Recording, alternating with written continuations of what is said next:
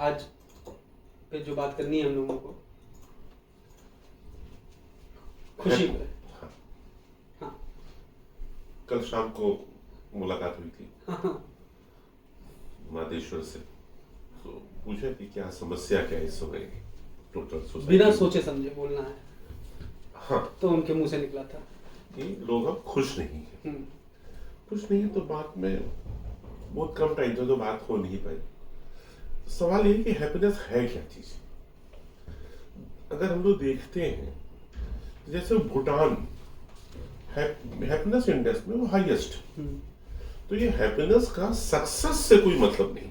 हाँ, पहली बात कि हमको इतने नंबर आ गए हैं या हमको इतनी बड़ी नौकरी मिल गई है या कंपैरेटिवली हम अच्छे हो गए हैं,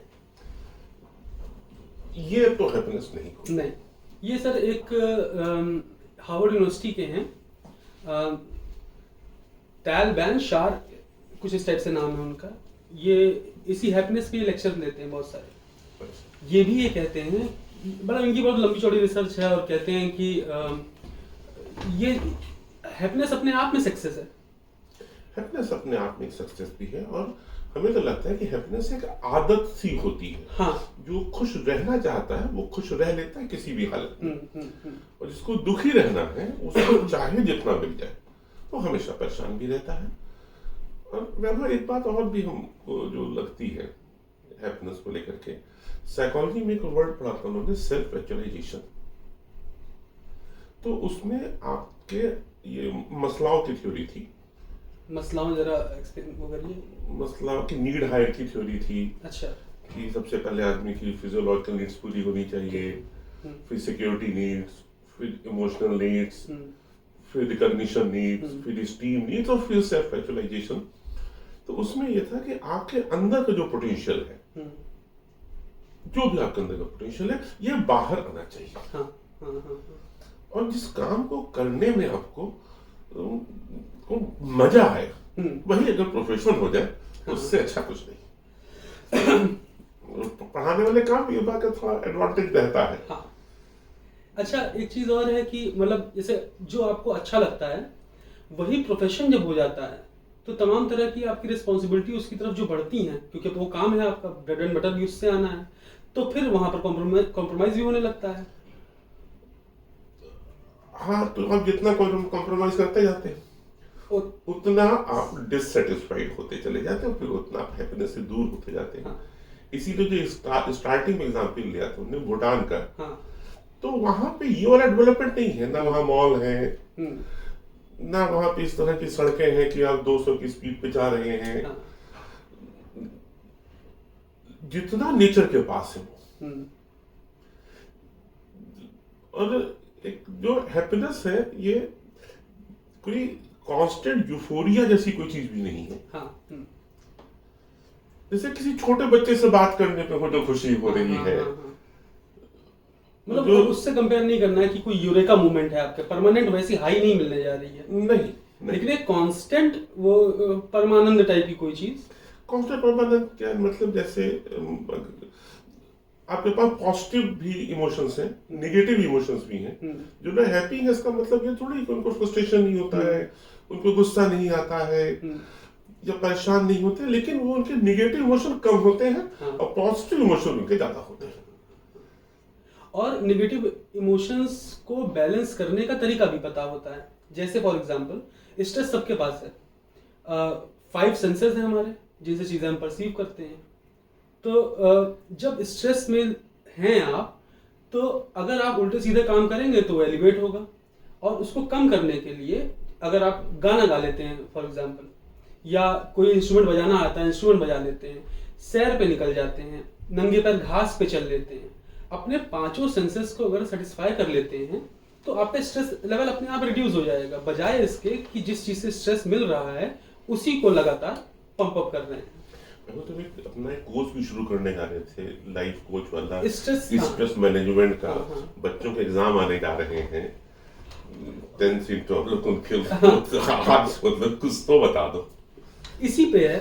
पहली बात तो ये एक मतलब एक पूरी जोन अलग होगी जब करियर पर हम लोग बात करेंगे कि इतना ज़्यादा भी अपने उस पर हेडेक नहीं लेना है, जैसे हम लोग ने ही किया। ज़माना बहुत तेज़ी से बदल रहा है, और जो चीज़ नहीं बदली है वो ये कि जब वो किसी का बर्थडे होता है तो बच्चे स्टेज पे आते हैं, I want to become this and this, तो उसमें 4-5 चीज़ें हमेशा कॉमन होती थी।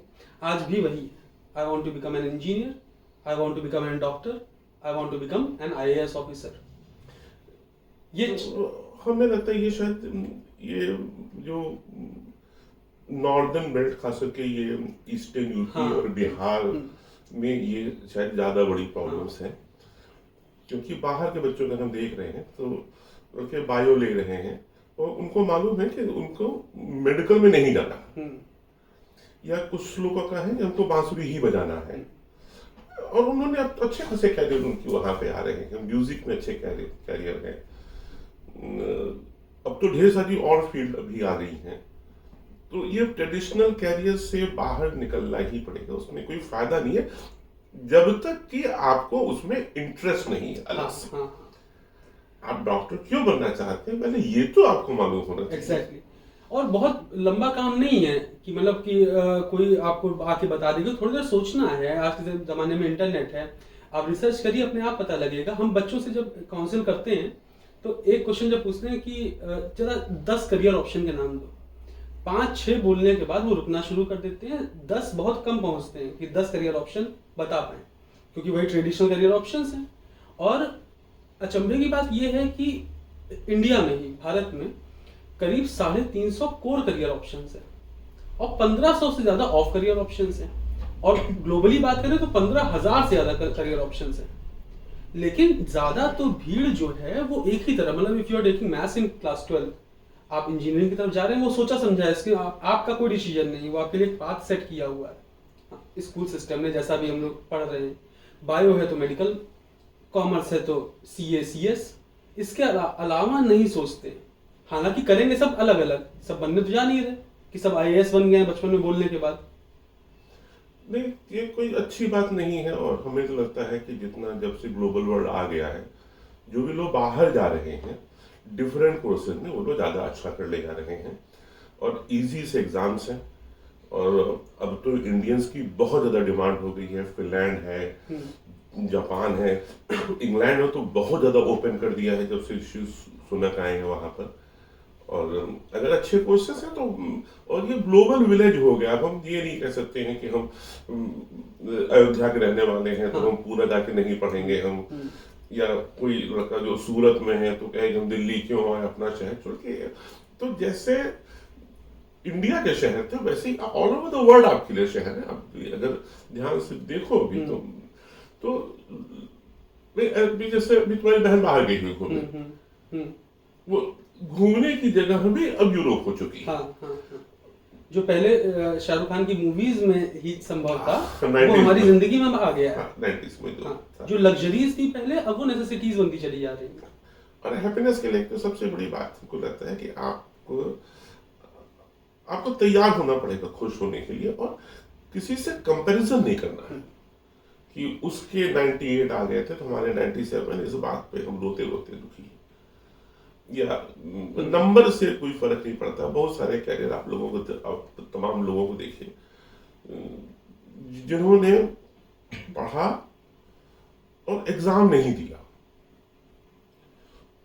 कुछ नाम ऐसे हैं, आप अगर सुनेंगे तो आप चौंक जाएंगे, जैसे रविन्द्रनाथ टैगोर, जैसे इंदिरा गांधी, और भी तमाम लोग। तो एग्जाम की सक्सेस से कोई सक्सेस का मतलब नहीं है।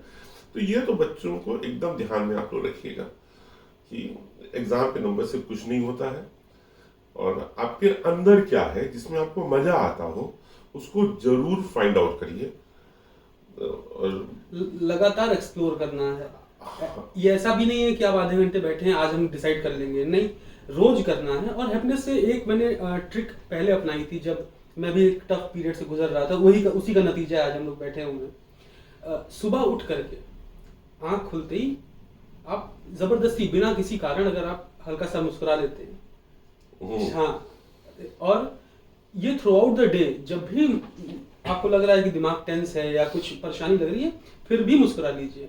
वो एक चीट कोड की तरह काम करता है। एक सिग्नल जाता है कि नहीं, कुछ कंफ्यूज भी करता है माइंड को, लेकिन उस तरह की चीज़ें फिर कुछ केमिकल लेवल पे होना शुरू होती हैं, जिससे वो डाउन होता है, रिड्यूस होता है स्ट्रेस, अगर बस जरा सा मुस्कुरा लीजिए। और उसके बाद तमाम सारी एक्सरसाइजेज हैं। मैं अभी एक एक्सपेरिमेंट कर रहा था, तो खुद पे ही किया था। काम का स्ट्रेस था, तमाम चीज़ें, खाली एक छोटे बच्चे का गाना, एक क्रेजी फ्रॉक करके गाना आता था, पूरा 4 मिनट का सुनने के बाद मैंने तुरंत अपने मेंटल लेवल पे डिफरेंस महसूस करना शुरू कर दिया था कि जो पहले फ्रेम था, जो स्ट्रेस का लेवल था, भूल गए। स्ट्रेस भी मेडअप है।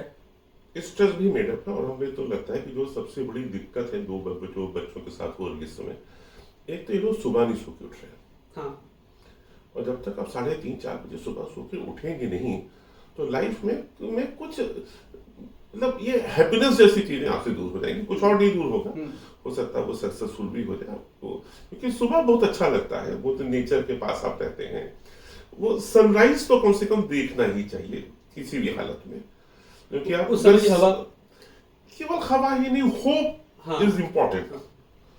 जो चीज खत्म होती जा रही है वो होप खत्म होती जा रही है, ग्रेटिट्यूड, ये सब चीजें लगभग लोगों के अंदर कम होती चली जा रही हैं। और एक बात और भी हम जरूर बोलना चाहेंगे, जो चीज लैक कर रही है, दैट इज ट्रस्ट। एग्जैक्टली। और जब तक ट्रस्ट नहीं है तब तक आप कुछ भी आपने अचीव कर लिया उसका कोई मतलब नहीं। लोग अनायास झूठ बोल रहे हैं, मतलब जरूरत भी नहीं है। झूठ तो थोड़ा बहुत हर जगह बोला जाता है, दुकानदारों पे, मार्केट प्लेस पे, शॉपिंग करते समय बोला जाता है, या कोई एक सर्टेन मैसेज देना है तो ट्विस्ट किया जाता है, लेकिन बिना वजह लोगों की आदत में है चीट करना। हाँ, बचपन से ही उनको एक गलत पैरामीटर्स दे दिए गए हैं कि नंबर पाने हैं। उनको बहुत अच्छे से याद है, एक स्टूडेंट था, nowadays he is in a very good position, तो उसके मैथ्स पे नंबर नहीं आते थे और एसएसटी में नंबर आते थे उसके, और लिटरेचर में नंबर आते थे। उसको मार पड़ती थी कि तुम मैथ्स में तुम्हारे फेल हो जा रहे हो, या तुम्हारे साइंस पे नंबर नहीं आते हैं। और वो बहुत बढ़िया वकील बना। वकील बना, हम किसी भी कॉर्पोरेट लॉ फर्म में है, at a very high position. बहुत छोटी छोटी गलतियां आगे चल करके एक पूरी लाइफ आपकी खराब कर देती है। अगर आप अपने जो आप बता रहे हैं कि उस चीज को फॉलो नहीं करते हैं, या अपना आप जिसमें बेस्ट है उसको एक्सप्लोर नहीं करते हैं, तो then you are in a rat race, and even if you win you will be a rat only. हाँ, एकदम हम मानते हैं। जैसे कि जो कैरियर अगर हम लोगों ने टीचिंग का कैरियर हमने अगर ऑप्ट किया था, तो बहुत टफ दौर से भी गुजरे हुए हैं, बहुत अच्छे दौर से भी गुजरे हुए हैं, लेकिन यहाँ पे कभी भी कोई काम करने का बर्डन नहीं महसूस हुआ। हाँ। और अगर टफ पीरियड है तो भी एंजॉय ही करते रहे हैं। 2 भी स्टूडेंट रहे हैं, 1 भी स्टूडेंट रहा है, तो भी कोई तकलीफ नहीं होती थी, उसके साथ बैठ के पूरा काम चल जाता था। और जाता रहा जरूरतों का, तो जो लोग हेलीकॉप्टर रखे हैं उनको पास चार्टर प्लेन नहीं है, वो उसको लेकर के परेशान है। कुछ लोग हैं जान पहचान में हमारी, तो उनको चार्टर प्लेन की समस्या है। तो थोड़ा बहुत पैसा कमा के सबको देख लेना चाहिए। थोड़ा बहुत पैसा कमाने पे ही ये सेंस तो समझ में आ जाता है कि इसका हैप्पीनेस से कोई ताल्लुक नहीं है, वो अलग चीज है, वो मतलब वो भी करना है, लेकिन उसको दोनों को कंफ्यूज मत करिए कि यहाँ पहुंच करके ये पा के हम खुश हो जाएंगे। ऐसा नहीं होता। हाँ, क्योंकि उसके बाद फिर कुछ और है। ऐसा नहीं होता है। और एक तो और भी हमारा पूरा जो हमको अनुभव है कि जब तक चीज मिली नहीं रहती है तब तक ये बड़ी बड़ी अच्छी लगती है। हाँ, एग्जैक्टली। और जब मिलने के बाद लगता है इसके लिए हम बेकार परेशान थे, कोई इतनी बड़ी चीज नहीं थी। उसी तरीके से जो लोगों का बोर्ड एग्जाम आने जा रहे बच्चों से स्पेशली कहना चाहेंगे हम इस बात को कि कोई बहुत बड़ी चीज नहीं है। जो लोग इंटर में हैं वो लोग अपने 10th वाले रिजल्ट्स को देख करके वो लोग सोच सकते हैं। तो जबरदस्ती स्ट्रेस में मत आइएगा 10th वाले बच्चे स्पेशली, कि पहला बोर्ड है और सब लोग बुरा माहौल बना देंगे और कौन क्या कहेगा, मौसी क्या कहेंगी, बुआ क्या कहेंगी, मामा क्या सोचेंगे। कोई कुछ नहीं सोचता बेटा, सबकी यही तमन्ना रहती है कि आप खुश रहें। और इससे ज्यादा किसी की डिमांड भी नहीं होती है, और बस वो खुश ही नहीं है आप। रेट्रोस्पेक्ट में आप पाते भी हैं कि कोई बहुत ज्यादा मतलब था नहीं, और प्रेशर ले करके काम करने में और बिना प्रेशर लिए काम करने में परफॉर्मेंस का फर्क पड़ता है। आप प्रेशर में नहीं है, परफॉर्मेंस अच्छी हो जाएगी। जैसे आप हम लोग को बताते थे कि एग्जाम के एक दिन पहले एक मूवी देख लो। हाँ, हाँ, हम्म।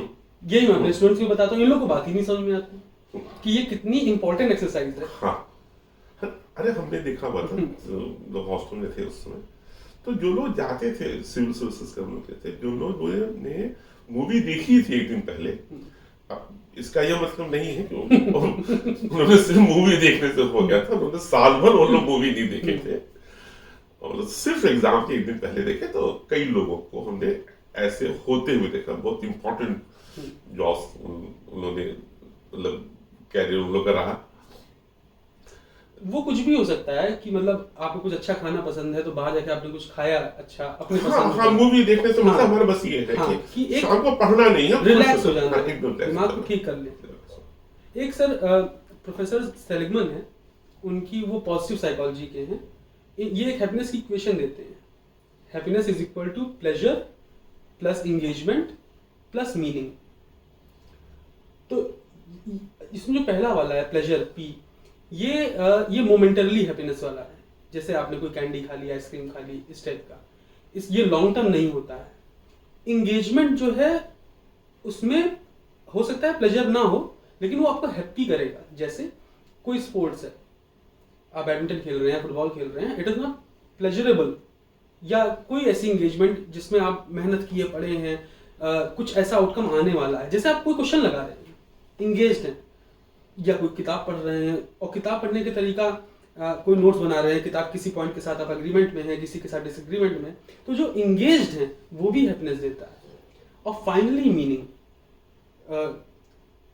जैसे साइंटिस्ट हैं या कोई रिसर्च स्कॉलर है जिनके पास अपना एक मीनिंग है, किसी ऐसे प्रोसेस में लगे हुए हैं जो उसको जीवन भर तक कर सक रहे हैं, जिनको ये मिल जाता है, ये सबसे हाईएस्ट है, मतलब इसका परसेंटेज रेशियो सबसे ज्यादा हाईएस्ट है।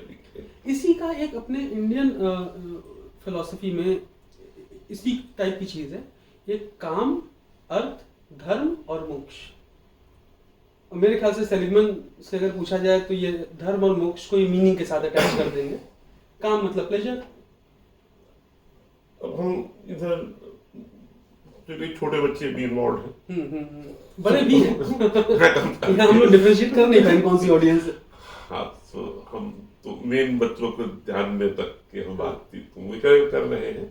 तो एक वर्ड टॉपिक तुम बता रहे थे कि वो जो मीनिंगफुल जो एंगेजमेंट के लिए भी था, उसी हमारे दिमाग में बात आई थी कि the creativity is very important. अगर आप क्रिएटिव हैं और कुछ इंसाइट है तो इस चीज को मत खत्म होने दीजिए, और उससे बड़ी खुशी मिलती है। तो मुझे कोई फंसा हुआ सवाल आपका है जो नहीं निकल रहा है, जो आप निकालते हैं अपने यहाँ, तो जो इनर जो फीलिंग होती है उसका कोई जवाब है नहीं। रटे रटाए पैटर्न, रटे रटाए आंसर्स अगर आपको मिल जा रहे हैं पका पकाया, वो that is not going to take you anywhere. हाँ, फाइनली आप परेशान होते हैं। तो आर्किमिडीज वाला वो यूरेका मूवमेंट नहीं आने जा रहा फिर कि खुद निकाल दिया। मेरे साथ हुआ है, एक क्वाड्रेटिक इक्वेशन का क्वेश्चन फंसा था, ब्रेन टीजर का था, क्लासेस में तैयारी करते थे, 1500 बच्चों के बीच में उनमें जो हाथ उठाता था उसकी एक तरह से कहिए मतलब भौकाल बन जाती थी वहाँ पर। तो मैं चाहता था कि मैं उन लोगों में रहूं, तो उस एक क्वेश्चन को लगाने में मुझे करीब 8 से 9 घंटे लगे। ये आज जब बच्चों की क्लासेस लेता हूँ तो 8 से 9 घंटे एक क्वेश्चन पे 2 घंटे देने को तैयार नहीं है। और चीजें रेडिली अवेलेबल भी हैं, you just type the question or just click the photo of the question and the solution will be there. बेटा ये एक बड़ी गलत चीज डेवलप हो गई है जो बच्चे इस चीज को जो लोग फॉलो कर रहे हैं, क्योंकि हमें अच्छे से याद है कि तुम लोग जब पढ़ रहे थे तो उस टाइम पे मतलब पढ़ तो आज भी रहे हो, पढ़ाने के लिए भी बहुत पढ़ना ही पड़ता है। तो उस टाइम पर इस तरह की कोई चीजें मौजूद नहीं थी, बच्चे अपने आप मेहनत करते थे। कि लड़का था, तुम मुझसे सीनियर था, आकाश सोनकर याद होगा, उससे आकाश सोनकर था, आयुष था, कोई दो में से कोई एक था, नाम भूल रहे हैं कि एग्जैक्टली ये घटना किसके साथ हुई थी। मई का महीना था, इंटीग्रेशन के 2 सवाल उसके, वही जो तुम बता रहे हो 8-9 घंटे में किया था, 2 सवाल लगाने में उसको 8-9 घंटे लगे थे, और उस 2 सवाल लगाने के बाद पूरी बुक उसकी 1 हफ्ते के अंदर खत्म हो गई थी। क्योंकि बेसिकली आपके ऑर्बिट्स हैं, एक बार आपका वो ऑर्बिट टूट गया, जंप कर गए, आप जंप कर गए, तो आप फिर हमेशा भी जंप करेंगे। जैसे कि जिन लोगों के क्लास अगर किसी चैप्टर में 20 सवाल हैं, तो अगर किसी के 12-13 होते हैं, किसी के 15-16 होते हैं, किसी के 18-19 होते हैं, तो जो 12-13 वाला है उसको एक ही बार में उस लिमिट को क्रॉस करना है। एक बार जब वो क्रॉस कर गया तो फिर अब उसका हर चैप्टर के सवाल होने लगेगा। हाँ। फिर वो कोई भी चैप्टर हो कहीं का भी हो, और पता भी लग जाता है ना क्रॉस हो सकता है। जब तक आप वो कर नहीं रहे हैं तब तक आपको पता भी नहीं है कि, जैसे मैंने बच्चों से पूछा कि ये एनसीईआरटी किताब है पहली पार्ट 12th की, इसको खत्म करने में कितना टाइम लगेगा, तो पहला आंसर आया 45 डेज। अब यहाँ से कंपैरिजन बाकी दिमाग में एक फिगर मिल गया ना, अब जो बच्चा वो स्मार्ट बनेगा उसके आंसर देने के लिए, सर मैं 30 दिन में, कोई बोलेगा 28 दिन में, कोई 40 दिन में, हमने कहा 2 दिन में खत्म हो जाती है। अगर आप कायदे से बैठ रहे हैं सुबह से लेकर रात तक तो 2 दिन में खत्म हो जाएगी, या हफ्ते भर में खत्म कर लो।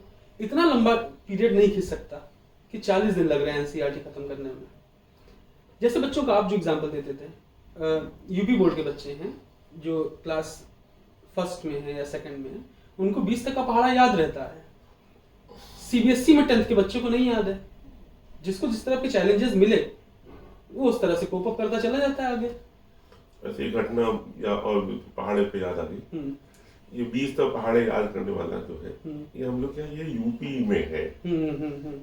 बिहार में अगर आप जाएं तो वहां पे भाषा बदल जाती है, और इसलिए बिहार के लड़के बहुत अच्छा परफॉर्म करते हैं।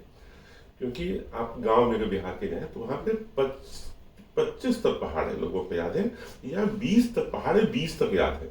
जैसे 12-18 जा, 17-14 जा, इस तरीके से उनको 20 स्क्वायर याद है। और एक ये उसको नंबर 2 बोलते हैं, और उसके बाद वो आधा 3/4, 1:3/4, इसके 5 तक याद है। और अगर बेसिक फाउंडेशन आपकी ठीक, हम ये नहीं कह रहे हैं कि आप 10th में आकर इन चीजों को देखिए या इंटर करने के बाद देखिए, लेकिन अगर बेसिक फाउंडेशन तो उनको, और मैथ्स में तो उनको जो अपना अनुभव हुआ है पूरे जीवन भर का, सिर्फ उसे कॉन्फिडेंस होता है कि हमसे सवाल हो जाएगा, और कुछ नहीं होता। एग्जैक्टली। हमको भी कोई याद थोड़ी रहता है। सब लोग पढ़ाई में, हम लोग क्लास में कोई भी सवाल आ जाता है, बस ये मालूम है कि सवाल आया तो हमसे हो जाएगा, क्योंकि कोई रास्ता नहीं है, सब लड़के सामने बैठे हुए हैं, हमको सॉल्व करना ही करना है। और इस पे मैं एक चीज ऐड कर दूं, जब मैं क्लास में ये बच्चों से बोलता भी हूँ कि जब मेरे सामने कोई सवाल आता है, मैं बच्चों से बोलता हूँ मुझे नहीं पता ये कैसे होगा, साथ में चलते हैं, इसके बाद क्या होगा वो पता है। तो हमें भी नहीं पता होता हम कहाँ जाना है, लेकिन अगला कदम पता होता है। तो अगर वो अगला कदम आप ले लेते हैं तो अगला भी पता रहेगा। ऐसे करके आप धीरे धीरे पहुंच जाते हैं। लेकिन पहले ही डर करके वो फर्स्ट स्टेप आप ये सोचे कि पूरा सवाल कैसे लगेगा, एंड कैसे होगा, तो that is not going to happen. It is a journey which you should embark on, and then you will reach the destination. चलो तुम सर इतनी बात हो रही हो, कभी तुमने बताया नहीं था कि तुम क्लासेस कैसे लेते हो। हाँ। लेकिन हमको बात अच्छी लग रही, हमारी बहुत सारी चीजें आज की डेट में तुम लोग के थ्रू जगह जगह पहुंच रही, कम से कम वो थॉट तो पहुंचे। क्योंकि हम कभी भी इस फेवर में नहीं रहे हैं कि सर यहाँ आपको टीचर को स्टूडेंट से ज्यादा आता है। हमेशा हम मान के चलते हैं कि ये सब यंग बच्चे हैं, हमसे तो हमेशा ही छोटे रहे, लगभग स्टार्टिंग क्लासेस को छोड़ करके, तो भाई they should know more than मी। हमारे पास 20 तरह के और भी काम हो सकते हैं। और हम लोग भी अपने जमाने में अपने टीचर से ही कंपेयर करते थे, और अगर टीचर से अगर आप अच्छे हैं तभी आप अच्छे हैं, अदरवाइज तो कोई मतलब नहीं है। और बढ़िया स्टूडेंट ही वही है, टीचर भी उसी स्टूडेंट से खुश है जो उससे अच्छा है। वो चाहे सोक्रेटिस प्लेटो रहे हो, प्लेटो अरिस्टोटल रहे हो, तो नई जनरेशन को चाहे कॉपरनिकस के लिए जो भी रहा है, कॉपरनिकस रहे हैं, न्यूटन रहे हैं, पूरा इन्होंने सब केपलर से ही लिया, टाइको ब्राही से सब लिया। तो लेकिन एक नया को पता नहीं कुछ और भी लोगों से मुलाकात हुई है टीचर्स के, दे क्लेम देमसेल्व्स कि दे आर नोइंग एवरीथिंग। तो उन टीचरों से भी हमारा कहना है कि स्टूडेंट्स को मौका दीजिए आप अच्छा बनने का। और बात हम अपनी ही नहीं कह रहे हैं, डॉक्टर मनमोहन सिंह साहब प्राइम मिनिस्टर भी रहे और बड़े मतलब काबिल प्राइम मिनिस्टर रहे हैं, बहुत पढ़े लिखे थे वो, इकोनॉमिक्स के बड़े विद्वान। उनकी बेटी थी उपेंद्र सिंह, उन्होंने वो स्टीफन्स में पढ़ाती थी, बाद में डीयू में शिफ्ट हो गई थी सेंट स्टीफन्स में। तो अपनी बुक उन्होंने लिखी है एंशिएंट हिस्ट्री और मेडिवल हिस्ट्री पे, मतलब मेडिवल हिस्ट्री तक लिखी है एंशिएंट हिस्ट्री से। उसके प्रीफेस में वो लिखती हैं कि वो अपने टीचरों से ज्यादा अपने स्टूडेंट से सीखी। अब उनके बराबर कहाँ, मतलब वो बुक अगर आप पढ़ लीजिए तो समझिए कि सिविल सर्विसेज में हिस्ट्री सब्जेक्ट में आपका कोई भी नंबर, इतने नंबर मिलते हैं कि आपका सिलेक्शन हो जाता है एक बुक से। तो वो जब उतनी बड़ी राइटर जब कहती है कि students are knowing more than me, तो हम लोग तो बहुत छोटे लोग हैं उन लोग के सामने। तो हम अपने इस बात को लगभग ये टीचर्स के लिए स्पेशली था कि बच्चों को अपने से बेहतर मान के आगे बढ़िए, तो आपको भी सीखने को मिलेगा। और ये हम इनकी वजह से कर रहे हैं क्योंकि ये स्टूडेंट भी है और आपके टीचर भी है, तो ये तो फॉलो कर ही रहे हैं तमाम। सर अपने ईगो में आकर के उसको शन करना, हम भी लगातार अपने बच्चों के बहुत जैसे एक वो सेकंड लॉ ऑफ रिफ्लेक्शन होता था, ये मैंने जितने टीचर से पूछा है सब कितना बेसिक है, 7th में है, लगातार गलत बताते रहे हैं। और चूंकि मेरे टीचर ने भी मुझे गलत बताया था, not you, when I was in school, तो उस बच्चे से मुझे करेक्ट हुआ क्योंकि मैं तो मान के चल रहा था कि वही सही, जो मैं बता रहा हूँ वही सही है। ये मुझे मेरे बच्चे ने करेक्ट किया था, तो मुझे पता है कि वो ऑन द प्लेन नहीं होता है, इन द प्लेन होता है, प्लेनर है। ये 100% रिकॉर्ड मैंने जिससे पूछा है सबको गलत पता है। और यहाँ से जरा एक थोड़ा सा पीछे चलते हैं। अभी क्रिएटिविटी की बात हुई थी कि क्रिएटिविटी खत्म नहीं होनी चाहिए। जिस तरह का सिस्टम अभी हम लोग का चल रहा है स्कूल्स का, सुबह 8 बजे से लेकर के 2 बजे तक एक टाइम फ्रेम में आपने बांधा, शाम को बच्चा 4 से 6 7 जो भी कोचिंग में इंगेज है, क्रिएटिविटी की जगह तो खत्म हो रही है। एक सेटिंग में बैठा है क्लासरूम, वही रोज डेली। तो जब इस तरह का स्पेस बनाए रहेंगे, क्योंकि क्रिएटिविटी को तो बाउंड नहीं कर सकते ना कि इस समय क्रिएटिव हो जाओ। बेटा इस मामले में जो नया स्कूल का सिस्टम जो आया है, ये कुछ गड़बड़ होते हैं क्योंकि स्कूल एक बिजनेस बन गया है। हम तमाम ऐसे स्कूल वालों को जान रहे हैं जो उनके लिए सिर्फ एक प्रॉफिट मेकिंग इंस्टीट्यूशन है। दे हैव इन्वेस्टेड मनी, जिसमें कस्टमर मतलब स्टूडेंट है और नौकर मतलब टीचर है। और वो जिस तरीके से टोटल बिहेवियर्स हैं टीचरों के साथ, तुम लोग मतलब सभी लोग जिसमें तुम लोग सीबीएसई स्कूलों में काम कर रहे हो, हम लोग के टाइम ऐसा नहीं था। ना गवर्नमेंट स्कूल में पढ़ते थे, एक प्रिंसिपल होता था, वही होल सोल अथॉरिटी होता था, टीचर्स की रिस्पेक्ट होती थी। और तो और ये जो कॉन्वेंट स्कूल जो है, यहाँ पर भी ये चीज इस तरीके से आ गई है जो कि पूरी तरीके से चर्चेस के पास थे। जो आगे वाली जो कोई अगर एनुअल फंक्शन है तो जो सबसे सामने तो चलिए शहर के जो ऑफिसर्स हैं मौजूद हैं, वो लोग बैठे हुए हैं जो चीफ गेस्ट हैं। उसके पीछे वाली रो पे स्कूल ओनर्स बैठे हुए हैं, principal is on the third row और टीचर्स उसके बाद है।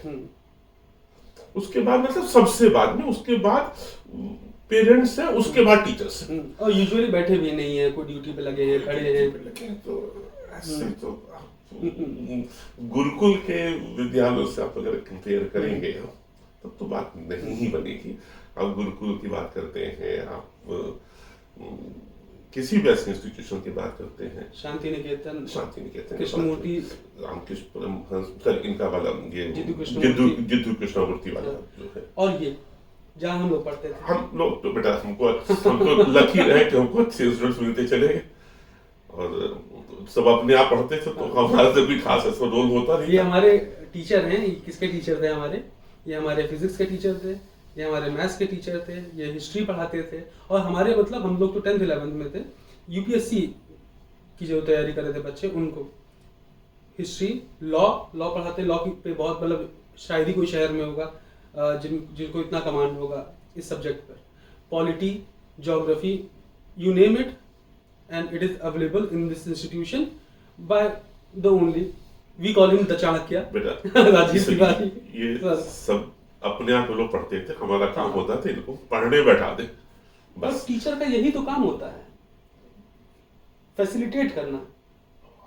हाँ बेटा, जो कुछ हम लोग ने किताबों में पढ़ा था या अपने जहाँ पे हम लोग इंस्टीट्यूशंस में थे जहाँ से हम लोग चीज़ों को सीखा था, हम लोग ने वहाँ से चीज़ें कुछ मिली थी। लेकिन अगर मोदी के जो प्राइम मिनिस्टर के जो सपने हैं कि भारत विश्वगुरु बने हैं, तो उसके लिए एजुकेशन सिस्टम तो ठीक करना पड़ेगा। हम तो गवर्नमेंट स्कूल्स में जहाँ पे अच्छे टीचर्स हैं वहाँ पे स्टूडेंट्स नहीं है, और टीचरों के ऊपर इतना बर्डन डाला हुआ है उन्होंने, उनको अभी जैसे जनगणना होनी है या इलेक्शन होना है, यहाँ पे टीचर्स को ये इस तरीके से इस्तेमाल किया जाता है कि लगता ही नहीं है कि ये हम भारतवर्ष में रहते हैं। कम से कम कुछ जर्मनी से ही सीख ले भाई, जर्मनी से तो जो वहां वो लोग भी आ रहे थे एक जमाने में। अब तो इस तरह की बातें नहीं है, हिटलर जा चुके हैं, लेकिन कम से कम कुछ तो सीखा जा सकता है कि जब तक किसी कंट्री में टीचर्स कोई ही, जब गवर्नमेंट स्कूल में तो कोई भी एसडीएम चला रहा है टीचर्स को चेक करने के, तो मतलब बड़ा आश्चर्यचकित रहते हैं कि एसडीएम कैसे चेक टीचर्स। और कुछ हमारे स्टूडेंट्स हैं जो गवर्नमेंट स्कूल में, वो बताते हैं सर वो कोई प्रधान भी याद आता है, खैर हम मालूम ना हो, लेकिन इसलिए हम लोग अलग ही हम लोग अपने सिस्टम से चले कि भाई ठीक है, इसको पढ़ना हो, आगे बढ़ना हो, बढ़ो। सर कोचिंग की टाइम क्या होती थी हम लोग, कितने बजे आते थे हम लोग और कितने बजे जाना होता था? बेटा कोचिंग तो मानते तो लोग कोचिंग कहते तो जब मर्जी हुई है सब आए हैं। कुछ लोगों की तो ड्यूटी हुआ करती थी, लोग पुलिस वगैरह में थे, तो रात में 2 बजे ड्यूटी खत्म होती तो 2 बजे यहाँ आते थे। यहाँ पे हम लोग सोते भी थे, अगर घर पे हैं तो सुबह 5 बजे आके सैंपल पेपर्स लगाते थे, फिर जब भूख लगी तो घर गए, नहीं तो टिफिन लेके आते थे। और मैं क्या कहना है कि वो लगाते हैं वो खाना बनाने के बाद भी। यहाँ बेंच नहीं थी, बोर्ड पे टीचर नहीं पढ़ा रहा था, कोई बेंचेस नहीं थी, अलग अलग जगह बनी हुई थी जहाँ बैठते थे, लाइब्रेरी है जैसे हम लोग बैठे हुए अपना बेड में पढ़ो, सर आएंगे और जो कुछ प्रॉब्लम रहेगी अगर बैठे हुए तो बता देंगे। हाँ, और सर नहीं है तो सीनियर जूनियर को बताते थे बेसिकली भाई। हाँ, और शाम में एक बार या सुबह एक बार 1 से 1.5 घंटे की साथ में बैठकी होती थी जहाँ पर सब बच्चे बैठे होते थे। और वहाँ पे कोई भी बात हो जाती थी, बात हो रही है, और ज्यादातर पार्टीज के प्रोग्राम बना करते थे कि अगला टूर कहाँ होगा। और इस बात से आप गलत आंकलन ना लगाइएगा, फैजाबाद के टॉपर भी इसी इंस्टीट्यूट से निकलते थे। ये ना सोच लें पार्टी हम लोग करते रहते थे, नहीं, पार्टी रिवॉर्ड सिस्टम था। कि फैजाबाद के टॉपर इंडिया में भी लोगों ने अच्छी पोजीशन लाई। आज तो एक रिसेप्शन भी है नमन का, तो वो सब भी मतलब सब अमेरिका में सब बहुत अच्छी पोजीशन पे है, कोई फेसबुक पे है, कोई गूगल पे है, सबने। यहाँ से एक चीज मुझे ध्यान है, जैसे हम लोग हैप्पीनेस पे बात कर रहे थे, लगातार अपने आप को री इन्वेंट करना भी बहुत जरूरी होता है। एक मिड लाइफ क्राइसिस आती है, जैसे 40 वाले साल में लोगों में ये बहुत आता है, जैसे पूरा जिंदगी आपने जो निहिलिज्म आने लगता है कि आज तो अच्छा है नहीं, आगे भी कुछ अच्छा दिख नहीं रहा। एक इस तरह का एक्सपेरिमेंट हुआ था, उसमें एक बॉक्स में कुछ चूहों को रखा गया और दूसरे बॉक्स में कुछ चूहों को रखा गया, तो उनको थोड़े थोड़े माइल्ड शॉक्स दिए जाते थे, बहुत ही माइल्ड लेकिन शॉक दिया जाता था, जिससे उनको थोड़ी तकलीफ होती थी। और एक पिंजड़े में एक लीवर था, दूसरे में लीवर नहीं था, तो ये वाले क्या करते थे, भाई भाग रहे हैं कुछ सोच रहे हैं, तो लीवर किया तो शॉक बंद हो गए। तो इनको समझ में आ गया कि लीवर नीचे करने से शॉक बंद हो जाते हैं। इनको इसी नहीं पता था, ये सफर कर रहे थे। फिर इन दोनों ग्रुप ए ग्रुप बी चूहों को मिक्स कर दिया गया एक पिंजरे में जिसमें लीवर था। ग्रुप ए वाले लीवर जानते थे तो उन्होंने उसको करके अपना शॉक बंद कर ले रहे थे, ये कुछ नहीं करते थे, ये वहां भी सफर ही करते थे। तो जो अगर इस तरह से आपने जिया हुआ है, क्योंकि आप भी तो कभी 40 के होंगे ही ना, वहां तक पहुंचेंगे और आपको ये आदत पड़ी हुई है कि हमको लीवर नहीं खींचना है या खोजना ही नहीं है कोई ऐसी चीज जिससे चीजें चेंज हो सकती हैं, तो आप निहिलिज्म का शिकार हो जाएंगे। और फिर उस समय तो हैप्पीनेस, ये जो अभी हम लोग बात कर रहे हैं, और भी मुश्किल होती, लगभग ना के बराबर हो जाएगी। फिर उसी तरह की रिडंडेंट जिंदगी चलेगी आगे। दूसरी चीज सर कि लगातार रीइन्वेंट करने से एक तो बोर्डम खत्म हो जाता है, नई जो आप होप की बात कर रहे थे, कोई चीज हो जा रही है नहीं हो जा रही है अलग चीज है, लेकिन आप लगातार किसी चीज में एंगेज तो हैं। बेटा एंगेज ही नहीं होना होता है, आपको नई चीजें सीखनी होती हैं। हम तो टेक्नोलॉजिकली एकदम कोई मतलब ही नहीं था हमको, मोबाइल तक हम ऑन ऑफ करना हमको कभी नहीं आता था, और आज आपके सामने ये यहाँ तक ले आए हो खींच कर करके। सर अब डिजिटल मोड पे पढ़ाते हैं। नहीं तो इसमें भी सब हमसे भी ये सब भी यहाँ के जो बच्चे हैं वही सब लोग मैनेज करते। एक और वर्ड बेटा तुम लोग से बात करें, जो बच्चे वर्ड से हमको हमेशा दिक्कत है। वो सीनियर लोगों को लोग बच्चे कहते हैं, ये मेडिकल कॉलेज के बच्चे, आईआईटी के बच्चे, ये वर्ड कोचिंग इंस्टीट्यूट, जो इंस्टीट्यूट तो वर्ड गलत हो जाता है, ये जो कोचिंग वालों ने शुरू किया था कि हाँ तो बच्चे वर्ड, बेटा बच्चे वर्ड से आपको छोटा बना दिया जाता है। तो आप स्टूडेंट हैं, आप एस्पायरेंट हैं पर्टिकुलर एग्जाम्स के लिए, उसी में रहिए, वही ज्यादा बेहतर है। बच्चे 12 साल की उम्र में इंडियन लॉ के हिसाब से भी नहीं अलाउ है, और खुद रिस्पॉन्सिबिलिटीज तो जरूर लीजिए। और खास करके इस एरिया में जो लोग नॉर्दर्न बेल्ट के बच्चे हैं उनके लिए, जहाँ पे हिंदी में बोल रहे थे, हिंदी स्पीकिंग जो भी नॉर्दर्न है, गर्मी की छुट्टी आप लोग कुछ काम जरूर करिएगा। वैभव थे, उनको अच्छे से हमको याद है, ये एचबीटीआई पे जब छोड़ के आ रहे थे, उसमें सेकेंड ईयर में तो बहुत कम एज थी कि हम सर ये कर देंगे वो कर देंगे, और ये बीटेक छोड़ के आए थे कि सर एजुकेशन में हमको काम करना है, क्योंकि उसके पहले से ये लोग अपना खर्चा इन लोगों ने उठाना शुरू कर दिया था 10th 11th से। अपना खर्चा मतलब रहे तो पेरेंट्स के साथ रहे थे, लेकिन अपनी लग्जरी सारी ये लोग अपने खुद ये लोग अर्न करते थे। तो अब तो जमाना बदल गया है, आप लोग कम से कम इससे 10 साल छोटे हैं आप लोग, जो बच्चे 10th में है तो हाँ, तो वो बच्चे ना बने रहिए, बच्चे नहीं 18 20 22 साल के, मतलब 20-21 साल में तुमने पहली गाड़ी, ये भगत सिंह की फोटो लगी हुई है। हाँ, इतनी उम्र में लोग फांसी चढ़ गए हैं भाई, बच्चे बने हुए,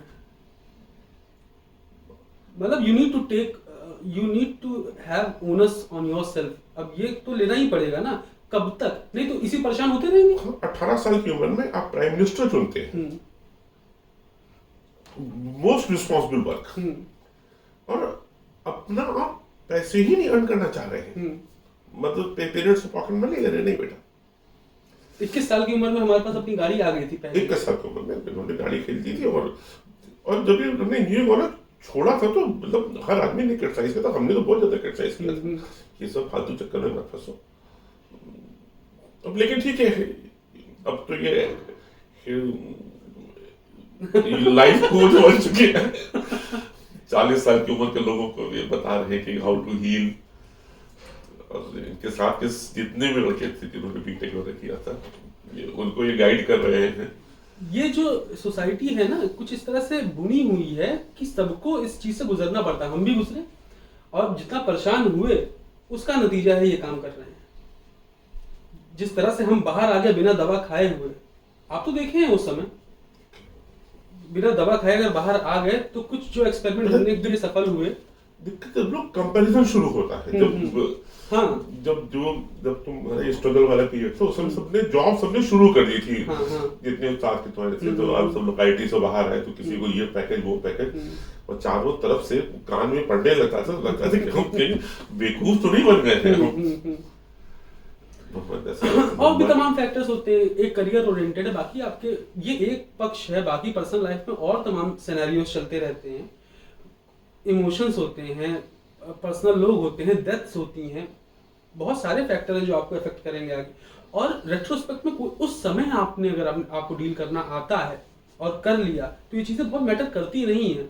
पीछे मुड़ के सोचने में वो सब छोटी हो जाती हैं, उस समय बहुत बड़ी लग रही होती है। इंटेलिजेंशिया की यही डेफिनेशन ही है हाँ। कि नई सिचुएशन में आप अपने को कैसे संभालते हैं, यही इंटेलिजेंशिया की डेफिनेशन। बेटा अस्तित्व कुछ इशारा कर रहे हैं, वाइंड अप करें, देर तो नहीं हो रही? चलिए फिर और बातें करें। बहुत टॉपिक तो आप देख ही रहे हैं, कोई एक फिक्स टॉपिक है नहीं, जैसे जैसे बातें ही बातों को आगे बढ़ा रही हैं और बातें करते रहेंगे। फिर से स्टार्ट करेंगे किसी और दिन किसी और टॉपिक पे। Bye bye.